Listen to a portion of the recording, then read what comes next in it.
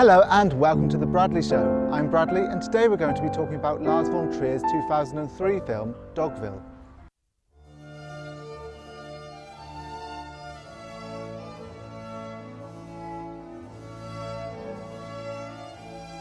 This is the sad tale of the township of Dogville. Dogville. From the outset, we can easily see that Dogville is not your average piece of cinema. It looks and feels like a play adapted for television. It all takes place on a stage with a very minimal set, with chalk lines demarcating rooms and buildings on the street. Actors mime opening and closing doors. As a viewer, we're expected to use our imagination to fill in the gaps. For many viewers, this will feel unusual, yet it's hardly disconcerting. John Hurt's calming narrator voice makes us feel at home. He introduces the good, honest folk of Dogville. Although this isn't something we're often used to seeing, somehow we know what we're watching. It's one of those nice, wholesome Sunday afternoon morality tales presented as a play adapted for film. Or so we think. While this is to some extent correct, Lars von Trier will certainly push the genre and challenge our expectations. Dogville lulls us into a false sense of security. For many, the town of Dogville could easily appear like a utopia. From the Localist left to the Communitarian right, there is often a tendency to celebrate small, close-knit communities. Dogville is certainly a small, close-knit community. It is so small that everyone knows everyone else by name. The town folk engage in direct democracy. Everyone partakes in democratic decision-making on the basis of one person, one vote. There appears very little interference from the state. There is no obvious sign of Big Brother's all-seeing eye or any authoritarian programs. In some respects, this might correspond to what David Cameron calls the big society, which attempts to decentralise the state by supposedly empowering associations in civil society. Nor is there much to suggest that big corporations and big business have much direct impact. Of course, all of this does exist in the rest of America, and of course, this would inadvertently contribute to the social and economic makeup of Dogville. But we do not see obvious traces in Dogville itself. Dogville is simply a small, quaint town with little or no dealings with big business and the big state. It is also, on a certain level, an accepting society, with people of different skin colours and different physical needs and abilities living together in harmony with few obvious signs of discrimination. Whilst there are, to some extent, differences in wealth, Dogville is a relatively equal town. No one in the town appears to be excessively wealthy while others starve. There is evidence of the rich and wealthy outside of Dogville, yet in Dogville everyone is pretty poor. Even Thomas Edison, the retired doctor, and his son, who are better off than most members of the town, do not appear particularly well off. When Grace arrives in the town needing help, young Thomas Edison is quick to hide her from the approaching cars and the mysterious man inside. However, when the cars have left, the townfolk are left with a question of what they can and should do to support Grace. The arrival of Grace is framed by both the narrator and the young writer and moral philosopher Thomas Edison as a test that will enable the townfolk to prove their moral calibre. According to Tom, the people of Dogville have a problem with acceptance. And a gift, like Grace, is precisely what they need to prove that they can accept. Grace is presented as a gift that will enable them to prove their moral credentials and in doing so push them beyond their conservative provincialism. With the young philosopher supporting her, the townfolk, whilst hostile and suspicious, are persuaded to give Grace sanctuary in return for labour. At first, the townfolk approach Grace with suspicion but charitable generosity. Yet this charitable generosity is always that. It is charity, not equality.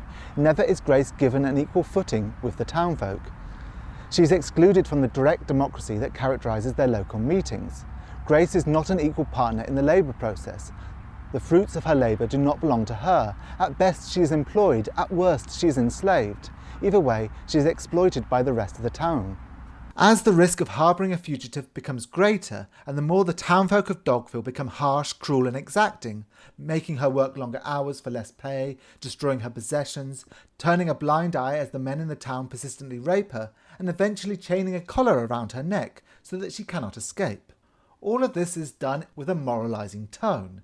The townfolk of Dogville don't like to think of themselves as bad people. They see themselves as moral, law-abiding, wholesome people who are simply doing what needs to be done. Yet this moralism is more a kind of cover for their own cruelty and coldness, a coldness grounded in fear and narrow-mindedness.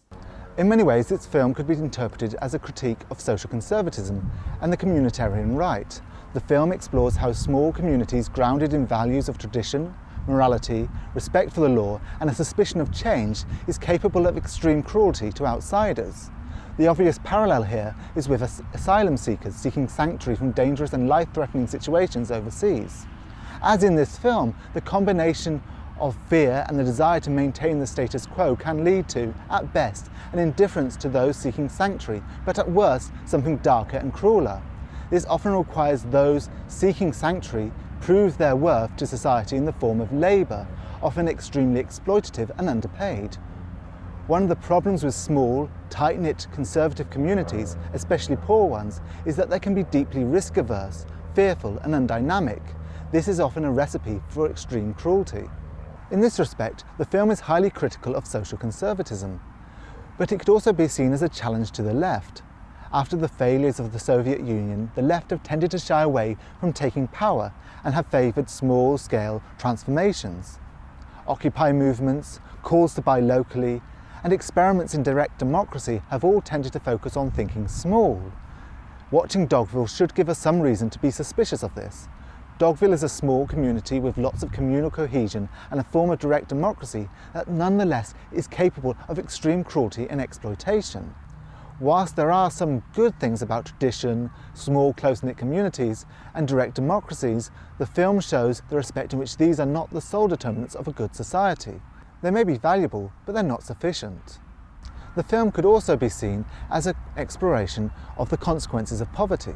Poverty doesn't tend to produce great pinnacles of civilization. It doesn't create dynamism and innovation. It doesn't create acceptance and open-mindedness. It creates a struggle for survival that fosters tribalism and rigidity. So in a sense, the film could be seen as a challenge to social conservatives, the localist left, and those who romanticise poverty and the poor. Yet there is also a limit to this interpretation, especially to the extent that such broader social critiques might enable us to avoid judging the residents of Dogville as individuals. This is not simply a film offering social critiques, this is a film about morality, and it's a film that seeks to use moral discourse in order to critique the misuses of morality. This is one of the major challenging elements of the film. The film explores the uses and misuses of morality and the role of judgment in relation to this. This is often reflected in John Hurt's narration. His narration accepts the moral standards of Dogville itself, but expresses them with a wry irony, suggesting the failures of these very standards. The film explores how morality can be used as a way of masking our faults and aggrandizing those speaking. Morality can be used as a way to look down on people and feel good about ourselves. This is exemplified in the figure of Thomas Edison Jr. Although the other members of the townfolk are guilty of it, none as consistently as Tom. Tom, the young writer and close ally of Grace, likes to think of himself as the townfolk's moral guide. This is because he likes to think of himself as superior to the rest of the town. He seeks to teach them lessons, yet these lessons always seem to presuppose their moral inferiority and his superiority. There is something very arrogant about Thomas Edison Jr. He thinks that Grace's presence simply serves as a moral challenge to the other townfolk. Yet unbeknownst to him, Grace is a fundamental challenge to him and his facade of moral supremacy. She often appears nobler than him, and this threatens him. Tom's underlying motivation has nothing to do with doing the right thing, and has everything to do with appearing morally superior. Of course, he often believes his own facade, but the cracks easily begin to appear in the inconsistencies of his actions. For example, in order to help Grace escape, Tom steals money from his father's medicine closet. This is an aggrandizing act. It helps Tom feel noble and gallant, yet when Grace is caught trying to escape and suspicion turns to him, he has a different story. I couldn't run the risk of Dad turning me down. But they think it was me that took the money. Because I told him so. You did what? First they suspected me, but then I convinced them that it was you since you were the one using the medicine closet. Why? It's because I'm here to do the thinking for you. like they have the slightest chance of getting you out of here. They can never know how close we really are. They can't know I'm trying to help you. Of course, he has a justification. He would never admit that he acted out of cowardice or selfishness. And it is this inability to see his own faults that makes him especially morally deplorable. He is very capable of judging others, but never himself. One night, after heroically defending Grace, Tom returns to her cabin. Tom and Grace are romantically entangled, but haven't consummated any sexual act. Grace wishes to wait for better circumstances. Yet by playing the moral hero, Tom is about the only man in the town who hasn't been able to have his way with her. What she says to him shocks him. You can have me if you want me. Just do what the others do. Threaten me. Tell me that you'll turn me into the law, to the gangsters, and I promise you, you can take whatever it is you want from me. I trust you. But maybe you don't trust yourself. Perhaps you've been tempted.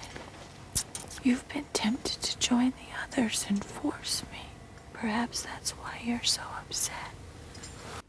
Tom is shocked not because Grace is wrong, or because he has been falsely accused, but because she is right. He does have a dark side comparable to the rest of Dogville. He is not their superior, this threatens him. And it is at this moment of feeling threatened that he decides to betray Grace and hand her in to the mysterious man in the car. In popular lexicon, Tom might be referred to as judgmental. He is prone to making harsh judgments of others. Yet it's not so much that he makes harsh judgments of others that makes him bad, but that he applies them inconsistently.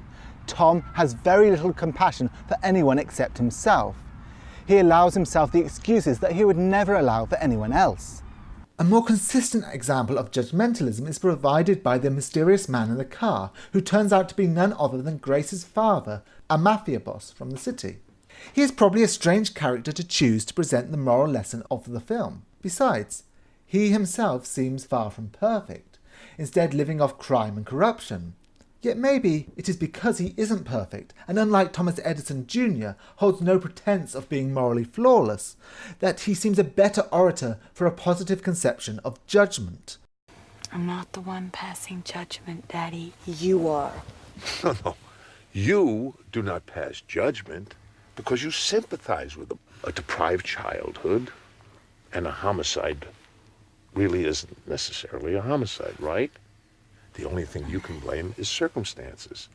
Rapists and murderers may be the victims according to you, but I call them dogs. And if they're lapping up their own vomit, the only way to stop them is with a lash. But dogs only obey their own nature, so why shouldn't we forgive them? Dogs can be taught many useful things, but not if we forgive them every time they obey their own nature. To live without judgment is to live without justice, and to live without judgment and justice is to live with prejudgment, prejustice, prejudice. In this respect, prejudice isn't the same as judgmentalism, it's the opposite. This leads us to the criticism of Grace. Grace is not judgmental. She instead is very forgiving and compassionate. Yet in placing compassion above judgment, Grace appears to forfeit justice. It is not that Grace is prejudiced in her views. She is not bigoted or narrow-minded, quite the contrary. Grace prizes mercy, forgiveness and compassion over justice, and in doing so, she allows the prejudice that exists in the townfolk of Dogville to continue.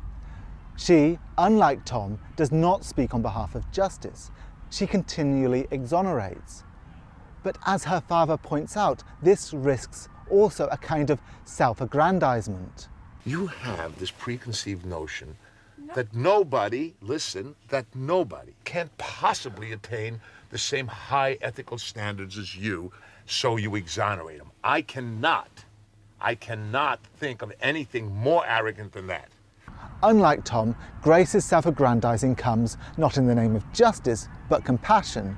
Where Tom has an aptitude for judging others, but never himself, Grace has an aptitude for judging herself, but never others.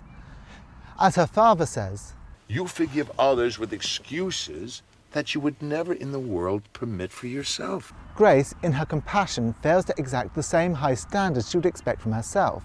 Not expecting people to live up to moral standards is also condescending. What Grace's compassion and Tom's justice have in common is that they fail to treat others as equals. The people of Dogville are very likely victims of inequality and poverty. When we see people who are victims of injustice and inequality, it's tempting to want to exonerate them for the bad stuff that they do.